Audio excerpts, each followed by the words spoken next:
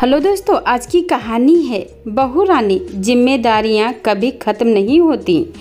Mummy ज़रा अपना पीला दुपट्टा निकाल दो, स्कूल में प्रोग्राम है, प्रैक्टिस के लिए चाहिए। वर्तिका ने जूते का लेस बांधते हुए कहा, लेकिन मेरे पास तो पीला दुपट्टा है ही नहीं। तुमने मुझसे कब पूछा था इसके लिए? अनीता दिमाग पर जोर डालते हुए बिटिया से बोली, मम्मी इसमें पूछने वाली क्या बात है? आपके पास इतने सारे दुपट्टे हैं, मैंने सोचा पीला रंग का भी होगा ही। अनीता ने पूरा अलमारी पलट डाला, लेकिन पीला दुपट्टा नहीं मिला। वर्तिका नाराज हो स्कूल चली गई। उसके जाने के बाद अनीता बिखरी हुई अलमारी लगा।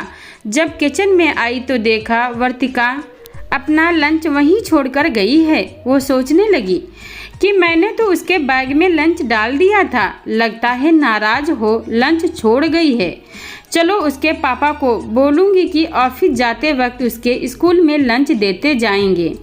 अनीता, अगर वर्तिका ने बैग से लंच निकाल के रख दिया है तो उसे आज भूखे रहने दो। एक तो उसने तुम्हें पहले से बताया नहीं, ऊपर से उल्टा गुस्सा भी दिखा रही है। तुम्हें क्या लगता है वो भूखी रह जाएगी? उसके फ्रेंड उसे खिलाएंगी नहीं? नीरज नाराज होते हुए बोले। फिर भी अनीता ने उनसे मनोहर वर्तिका का टिफिन भिजवा दिया। वो जब सासू माँ के लिए नाश्ता लेकर पहुंची तो उन्होंने उनसे पास बैठने को कहा। देख बहू, सबके साथ अपनी परवाह भी किया करो। अब तुम बीपी की दवा खाने लगी हो।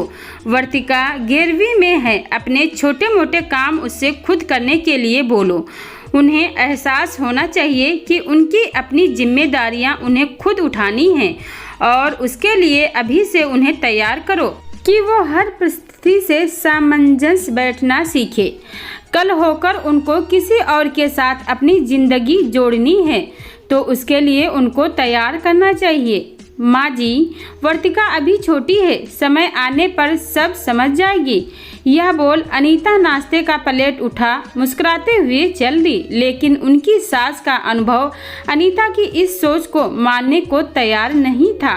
एक दिन सुबह की हड़बड़ी में अनीता ने गीले फर्श पर ध्यान नहीं दिया और फिसल गई। पैर में मोच आ गई और डॉक्टर ने प्लास्टर चढ़ा दिया। अनीता ये सोचकर परेशान थी कि अब घर कैसे मैनेज होगा। माँ जी भी गठिया की मरीज हैं, ज़्यादा चल फिर नहीं सकती। वर्तिका 11वीं में है तो उसकी पढ़ाई का भी नुकसान नहीं होना चाहिए। इसी उधेड़-बुन में बैठी थी कि पति पास आकर बैठ गए। मानता हूँ तुम्हें बहुत दर्द हो रहा है, लेकिन डॉक्टर ने दवाइयाँ दी हैं, जल्दी ही आराम आ जाएगा। देखो तुम्हारे लिए फिल्टर कॉफी लाया हूँ, पीकर बताओ कैसी बनी है। नीरज, मेरे पैरों से ज़्यादा मेरे मन में दर्द है। अपनी लापरवाही से अपना पैर तुड़वा बैठी और सबको मेरे कारण तकलीफ हो रही है।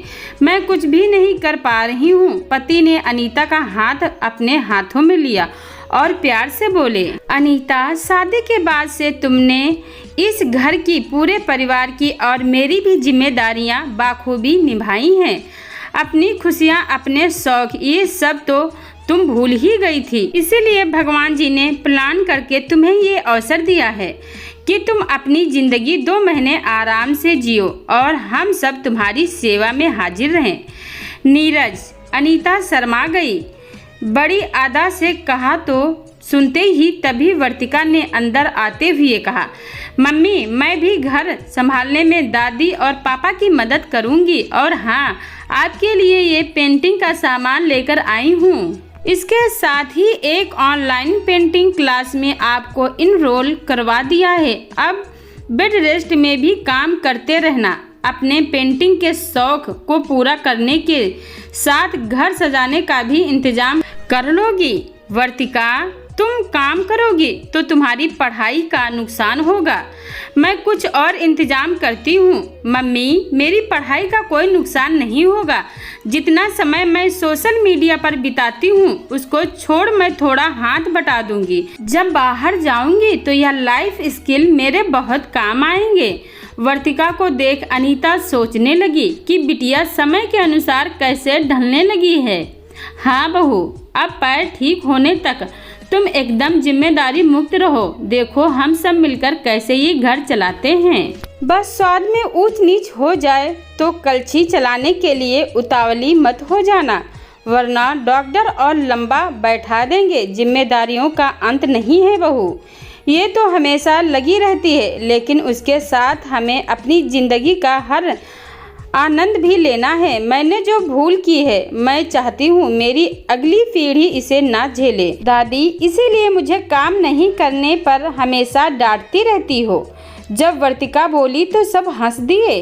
अनीता सोच रही थी कि परिवार के प्यार और अपनापन का ताकत कितना मजबूत होता है, व्यक्ति को हर तूफान में पार लगा देता है। दोस्तों, ये छोटी सी कहानी आपको कैसी लगी कमेंट करके ज़रूर बताइएगा, और कहानी अच्छी लगी हो तो वीडियो को लाइक शेयर करें, चैनल को सब्सक्राइब करें। धन्यवाद।